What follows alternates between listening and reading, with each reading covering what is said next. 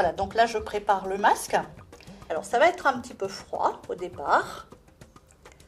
Mais ça, voilà, mais ça rafraîchit. Ah oui, ça me fait du bien. Voilà. Prendre du temps pour soi, prendre soin de son corps à travers des soins individuels ou des conseils en groupe est un élément essentiel pour le malade pendant et après les traitements.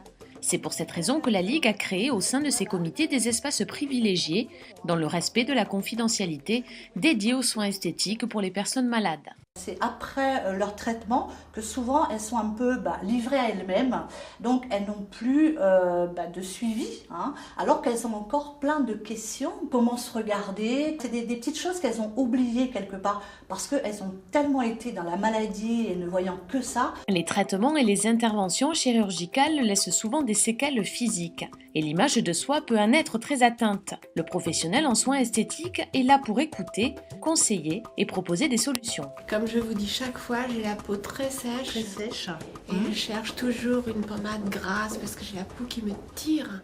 J'étais quelqu'un qui n'était pas du tout marqué. Je faisais 10 ans de moi. Je n'étais pas confrontée à cette sécheresse de la peau, à cette fatigue. Mais j'attache beaucoup d'importance, à essayer... de me faire du bien, quoi. Je propose des soins surtout de confort, de détente. Donc on va trouver des soins du visage, des modelages pour que les personnes puissent justement se poser. Oui, j'aime bien. D'accord. Je me laisse aller. J'essaie plus ou moins de réparer un petit peu les dégâts au niveau de la peau, des cheveux, et puis le maquillage, beaucoup de conseils.